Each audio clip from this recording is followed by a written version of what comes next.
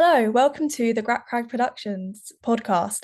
Today we are going to be talking about horror films. I'm Grace and I'm joined by JJ. Hello. So, we're going to start things off with what do we actually look for in horror films? Like, how are they made to be good? What are your thoughts about that? Well, I'm a very avid horror fan in the sense of I literally did a whole 30-minute speech of it for a school project. So That's so fair. I'm very much into it. What I look for in a horror film is subject aversion because obviously it's been so played out and there's so many horror films. You kind of know where the jump scares are going to be, who could be the killer. I like it to be something that's completely out of the blue that you've never seen before, something that's very Yeah. unique. I think like there's so many cliches now that it's Hmm. very, very hard to do something original. So like Yeah, how many times have we seen the boyfriend secretly a psychopathic killer? Like yeah, that's in almost all of them. There's, I mean, film cliches go down to like very minimal things like they can always park outside wherever they're going and stuff. But I think for yeah. horror films, it's so like embedded in them. And I think jump scares really go into that. I think probably some of the best examples of jump scares are in the film Creep because they do it found footage, so Mhm. they have to make it like forces them to make it like naturalistic within air Mm. quotes, and that really makes them work. And I think that's Yeah, kind of things that jump scares quite often don't make sense, and when they do, I think they work better. Would you agree with that?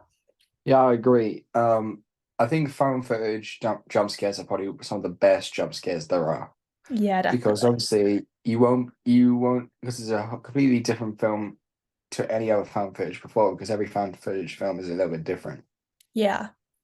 Like I recently finished the film VHS 94, Okay, I've which not seen is that. yeah, it's a horror anthology film, all Okay, found footage. It's basically nice. about a group of SWAT members that raid a cult that are just all about like VHS tapes and like basically they're all snuff films, basically. Okay, so And yeah, it's super cool. And it's a bunch of different stories and stuff. So yeah. yeah, I think because I watched Paranormal Activity last night and I think Yeah. that's very original. And obviously now they've made like six of them or whatever. Yeah. And Um, like I think seven odd. Terrified to watch the rest because I feel like they're just going to ruin it. However, Yeah, don't watch the rest.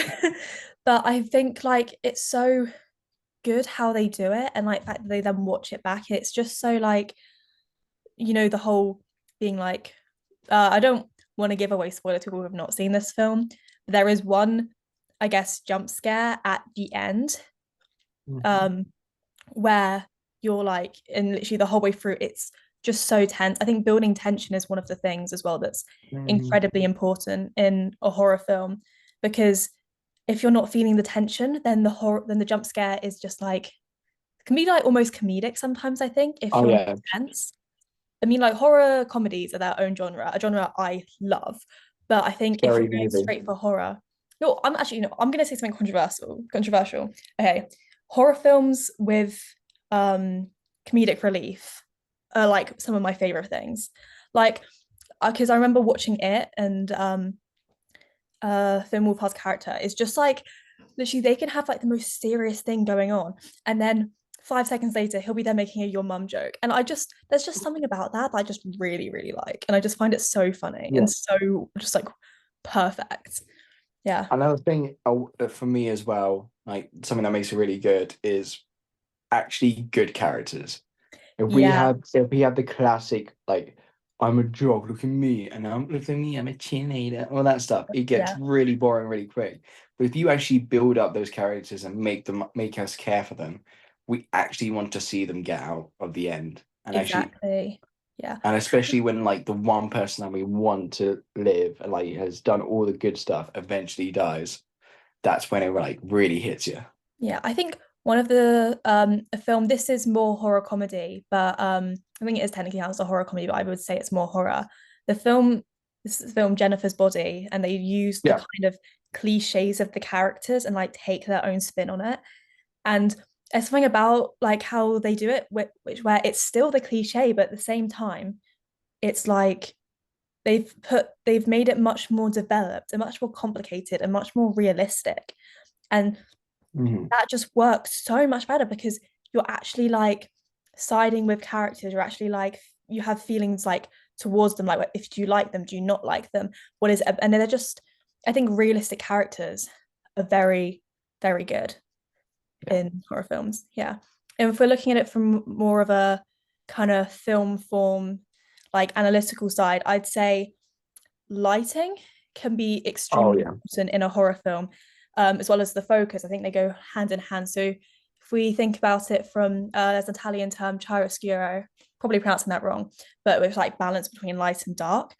And I think in horror films, especially, that can be used so well. So if you've got like a deep focus where you can see, so like everything's in focus, you can see something in the background. And I think just the use of deep focus in horror films works really well because as a spectator, your eyes are just going around the screen looking for stuff because you can see things and then your mind starts playing tricks on you, get really freaked out. I'm going to come back to paranormal activity just because it's fresh in my mind. But there were so many times where they just had like random objects and I'd be like, is that a face? Like that looks like something else. Like that would just, it would just freak me out so much. And I think it's used really well. Yeah. Having things like coming out of darkness and everything. That's very, very good. Yeah. Yeah. Okay. So I think now we should start talking about what are our favorite horror films. I know you have one that you want to talk about that you mentioned. I I do have one I want to talk about.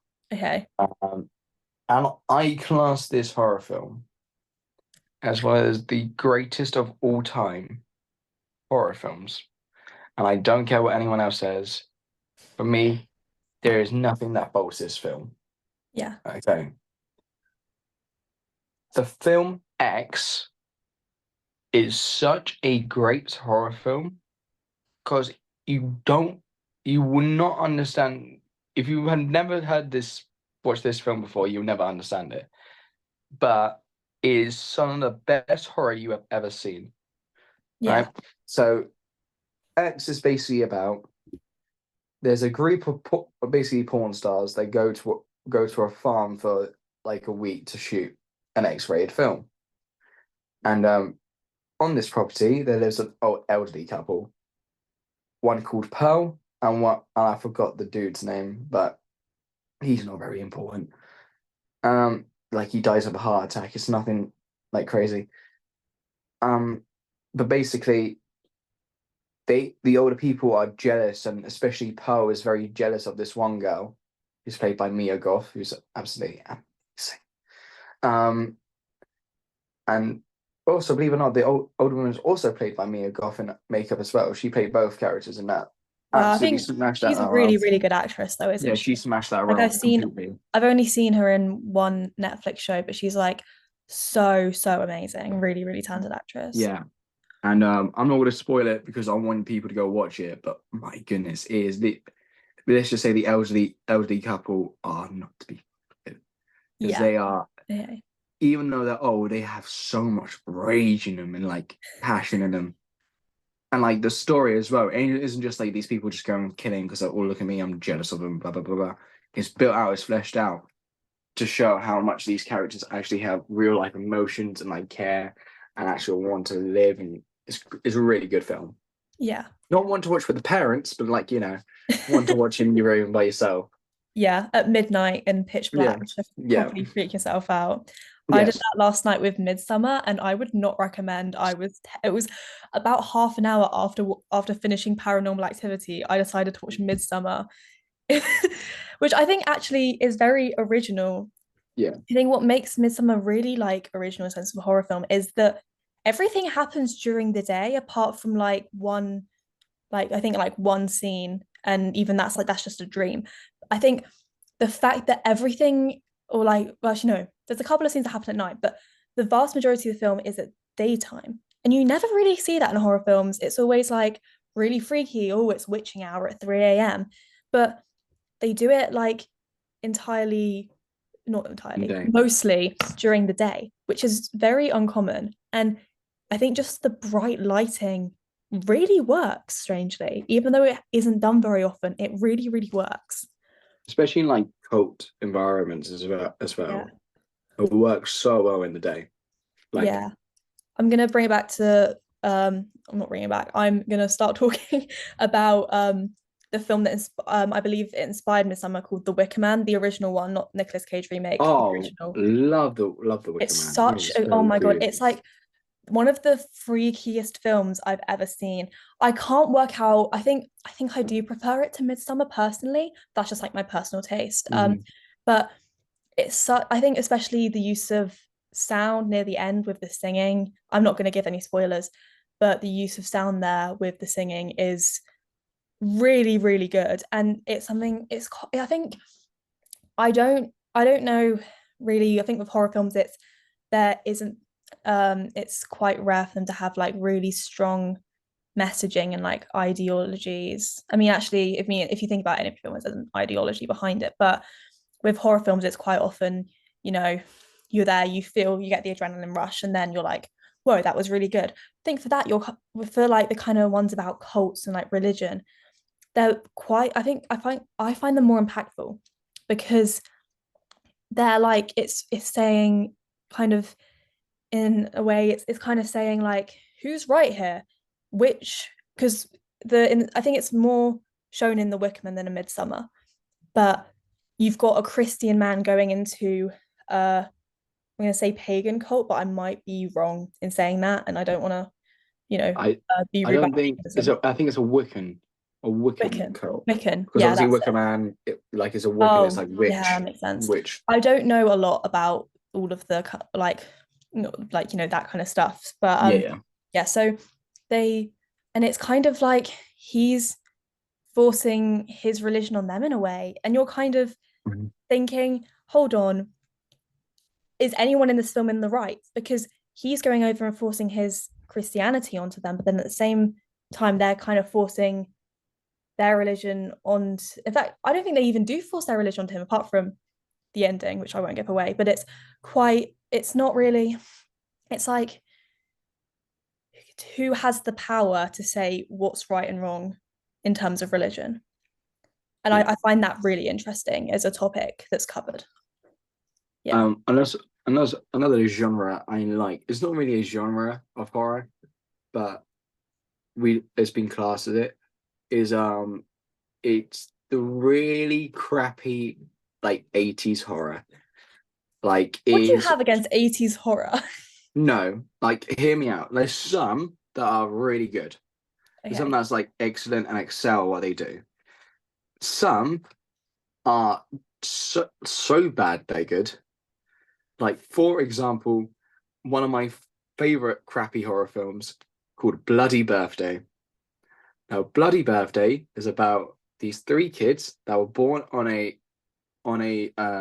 solar eclipse that turned them evil, and then on their like 10th birthday, they kill a bunch of people. That Okay. is what this entire film is about. That That doesn't it's sound like a great premise. I mean, it it's could not a be great great, premise, but but the film is so good. When I tell really. you it's funny and it's great, like the story, 100% is awful. Like, don't go for the story, go for the time. It is literally the best time, like best hour and 30 minutes of your time. Nice. Yeah, I think because I mean, looking at it from a more historical viewpoint, you've got like I think 70s and 80s, there's like a massive shift. Horror films become incredibly popular, and the themes in films you've gotten rid of lots of like the Hays Code, which basically says Mhm. this is what film should have and what shouldn't have. Mhm. Um, so it's so you've got a new kind of wave of films, and I think so. You've got stuff in the 70s like Alien that's Mhm. massive that people really really like, and then I think going forwards, and I think the same thing happens again after Scream. You've got people who are like, hold on, we can make some money out of this. And those ones are always quite rubbish. Yeah, like especially if it's a reboot, most likely it's going to be crap. There is some that's good. For example, Jason, the reboot of Friday the 13th. That Jason's probably one of the best Jasons of that entire franchise. Um, and then you also got what's it called? Rob Zombie's Halloween, some of the best Halloween films there are, bar the original because that's top tier. Okay, yeah. I But if think we're talking about bad reboots, oh my goodness, go mm, watch A Nightmare on Elm Street, the reboot version. I'm absolutely terrified to watch a reboot of any horror film. There's just something, I mean, apart from Scream, because I've seen the newer ones of that, and we will be talking about them on another podcast. I Just to mean, technically they're not reboots; they're just carrying on new the one. franchise. Yeah, but like it's a new version of them. So we'll get into this on another episode. Just you wait, viewers. Yeah, So I think, yeah, it's like reboots, they're very hard to do because you want to page like homage. Oh my god, what's going on? pay My homage. words. Pay homage to the original. But if you completely copy it, there's no point in watching it. It's just the same film. So you have to try and find a right balance between them. I'm gonna say Scream 5 did that well, and even though it's not technically a reboot, it's it's a It's sequel. a sequel. Yeah, but I think it's quite hard.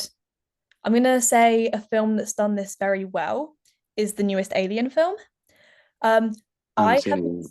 I'm gonna okay. Well, as I love Alien, the original. I'm gonna be very controversial here and say I hate the second Alien film. Aliens, directed by James Cameron, horrific film. Ex- Um, Whoa. I Are hate you it t with a passion. are you telling me that Aliens 2 is worse than Aliens Resurrection, I've not seen that one. Prometheus? I was so scared after watching the second one. I was like, I can't watch another one of these sequels if they're all like this. Listen, Because go they watch just get rid of everything that's good about the first film. Like it's just not even a horror anymore. It's like an action film. go go watch a go watch the fourth Alien film and then come back to me when and Okay, then I'll, come I'll back to do me and that. say Alien 2 is bad, all right? Don't you ever disrespect James Cameron like that ever again. I don't like James Cameron, just as a person. Okay, and I We're getting think into that on the next we're getting into that on is another James Cameron a podcast. good person? I mean, didn't he like almost drown his actors on Titanic? We can get into that on another time, but trust me. Listen, Okay, next listen. episode coming soon.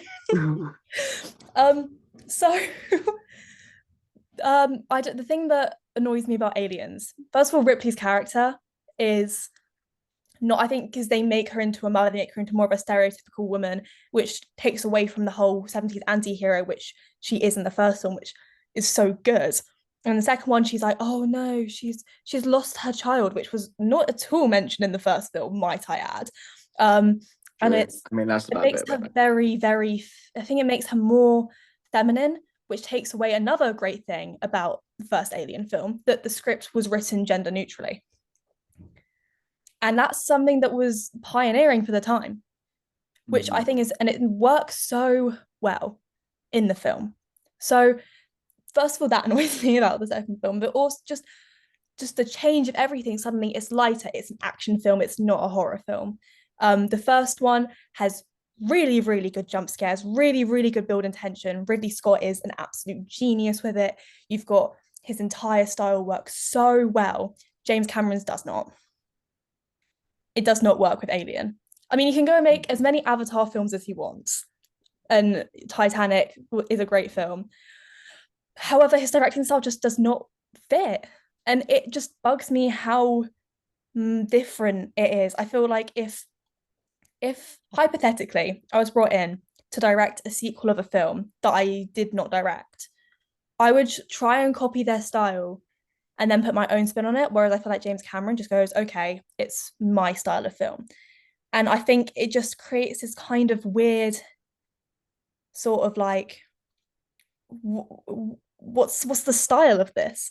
That I just that it just really bugs me. It's I'm not massive into action films. Like I love like Marvel films and stuff, but I'm not massive into like action. I feel like that's what the second Alien film falls into. However, in the new one, they basically take events from the first one, change them around the order, create new, really good characters, add in the freakiest thing I've ever seen at the end, and it's amazing. Like, Mhm. and I really, really loved it. especially because this is bordering on a spoiler.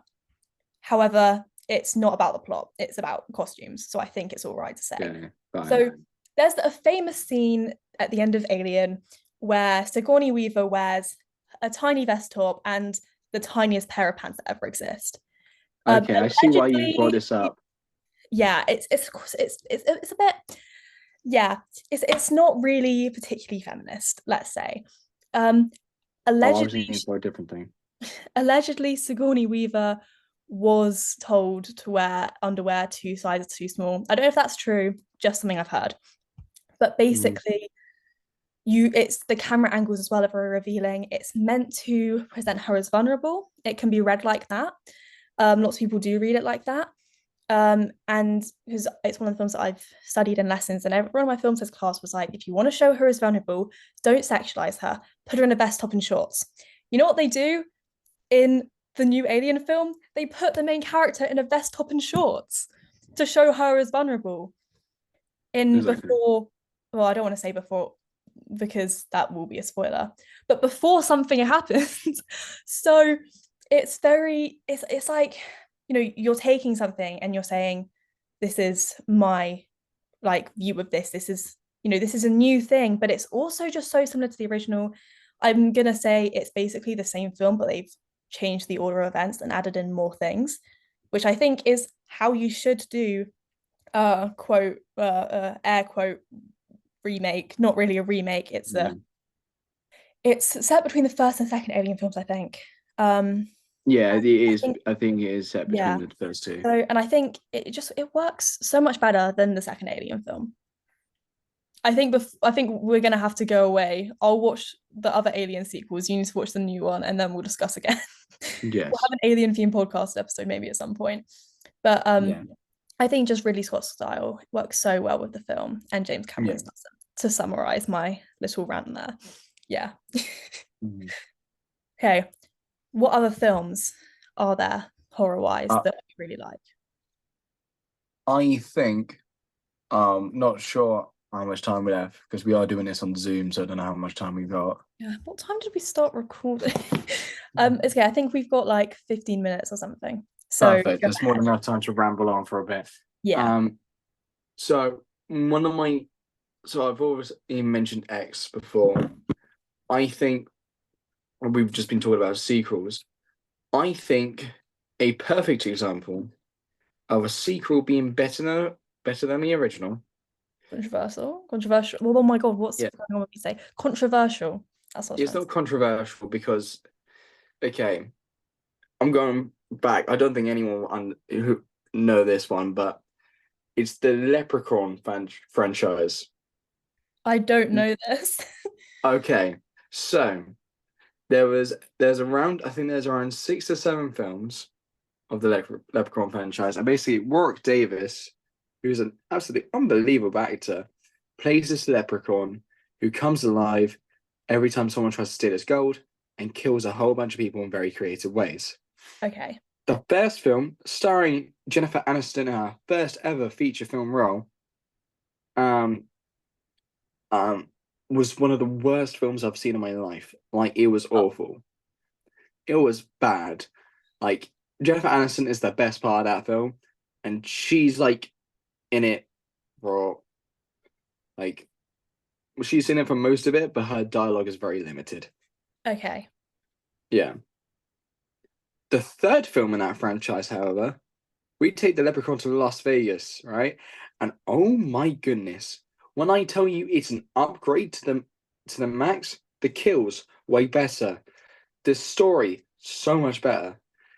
Like the going back, like the practical effects and the lighting and even the setting, especially for we're talking about where money and like gold and stuff like that's going to be. It's a perfect setting for a leprechaun to show up. Like it's top tier.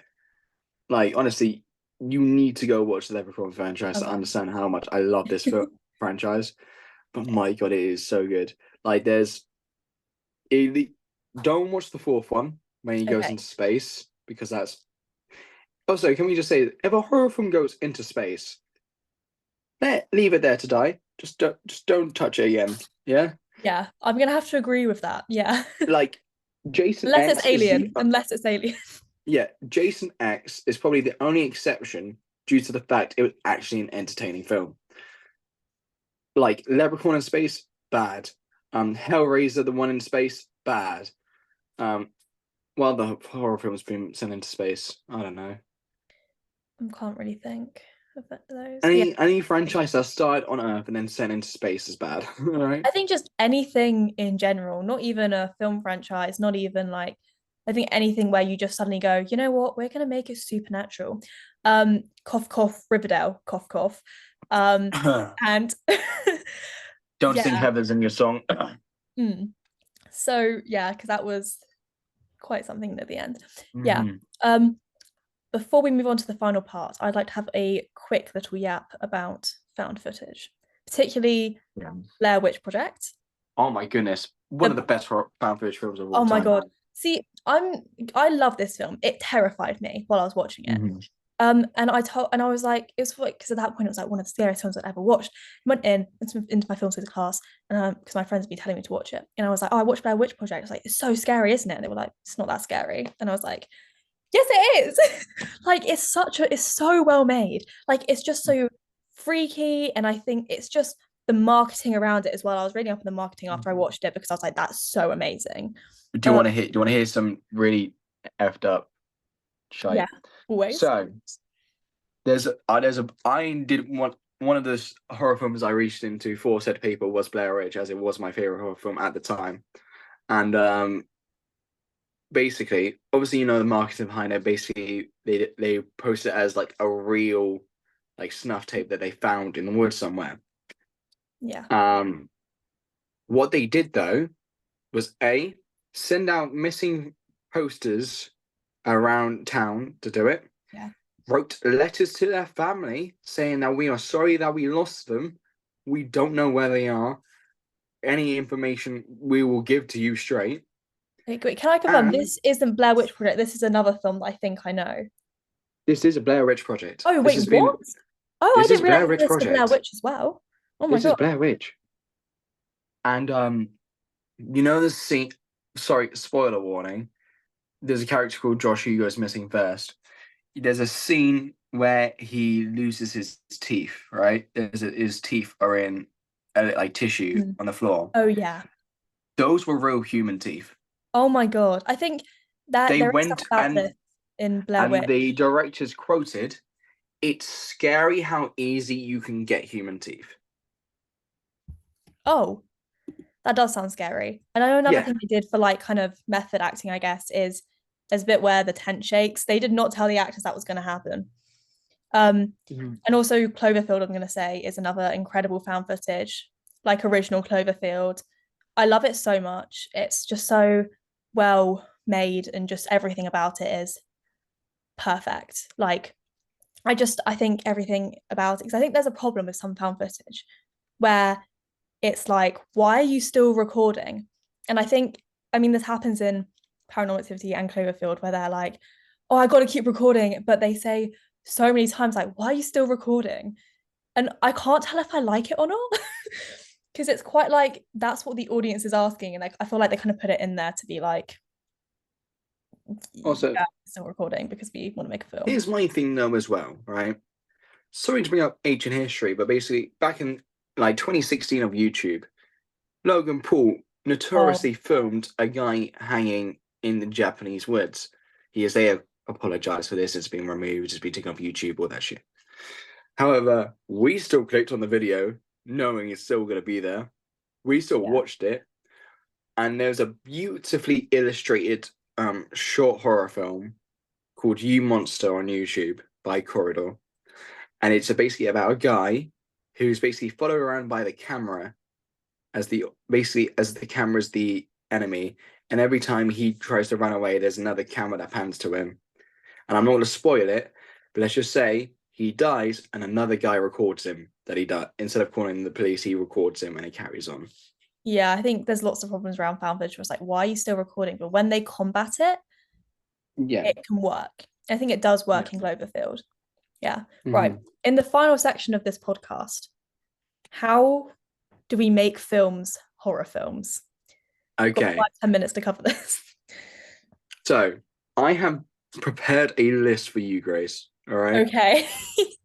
I have given you like 3 to 4 non-horror films Okay. that I'm going to give you, and we will discuss how we would turn them into a horror film. Okay. Okay. Are you ready? Yeah. We're going to start with, I think could be an easy one. All right. Mean Girls. Okay. I think I think making it more like Heather's, first of all, slightly more kind of, oh, I don't want to do the psycho boyfriend cliche. Actually, Because no, we don't because I have a. think we keep it with the girls. Regina Yeah. George, kind of like Jennifer's body style. Hmm. I'm thinking maybe not satanic, but like just sort of maybe satanic actually. I think she is perhaps kind of some kind of supernatural being who just torments the other girls in the school. I think keeping it very female Hmm. would work well rather than have psycho boyfriend. I'm I was rethinking. thinking more. I was thinking more of like a slasher, where it's revealed at the end Janice is the one doing the killing, trying to pin it on Regina. Oh, that would be good actually. That's what That's I'm really thinking. interesting. Yeah, because like, Ooh. th- and like the last scene, Janice gets set on fire Okay. because she's the obviously the known for burning stuff. Yeah. Okay. No, that's better than my idea. Okay, Okay. Next film.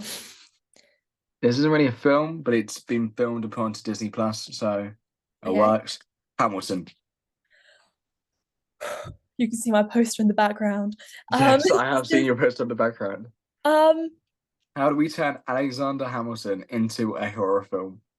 I think maybe focus more on the war part and maybe Yeah. just have like a killer going through the American War of Independence, just unlawfully killing people. I reckon we throw in some like poisonous gas.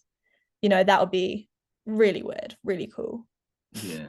I think that would, yeah. Actually, that's not a bad idea, actually, having a war where there's just a psycho killer walking around.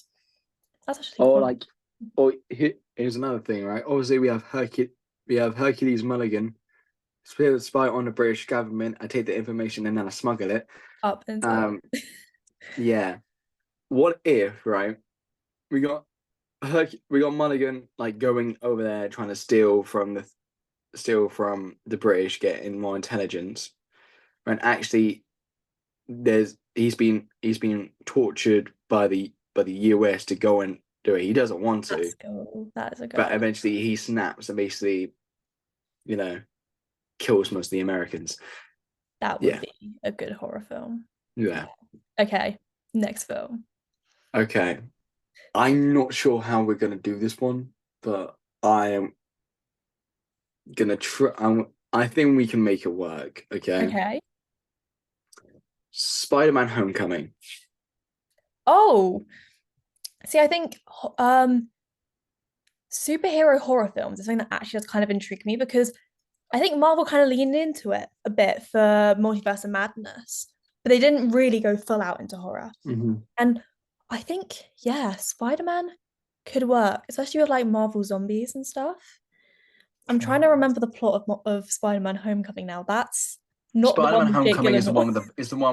one with the Vulture. Michael Yes. Keaton as the Vulture, and Yeah. basically all he all the Vulture wants is to look after his door and protect his like family with the working class and stuff. Okay. And also, we also got this scene where it's like, "I'm nothing without the suit." Yeah, I And all think, that one. yeah, I think, yeah, I think we could, if you just made it more like emotional and the like fights more violent, and there are deaths in there as well, aren't there? There is a few deaths in there, yeah. So making those more gruesome and you'd kind of get a horror film, I think. Yeah. Like, okay. Okay. I again, okay. We're now gonna bridge into some weird territory. Are you Okay. ready? Charlotte's Web. Okay. I'm gonna be completely honest. Never seen Yes. it, never read it, but I know the plot. Really? Yeah. So I think, to be honest, what I know about it, It's already half a horror film. I Like mean, there's it's this poor girl just like she gets brutally murdered, doesn't she, after having a baby? That's I think so. pretty horrific. I Oh, think yes, she does. I think Oh, just keep it the this same is and it's a horror Charlotte. Just film. keep it. Yeah, Charlotte's Web. Just Charlotte's Web is a horror film, guys. yeah, That's something we've decided. yeah. Charlotte's Web is now officially a horror film, and you Yeah. can't tell us otherwise. Yes. Okay. Wow. Other films have I put on my thing? So yeah, I think that is all we have got time for today. Oh, perfect. That works.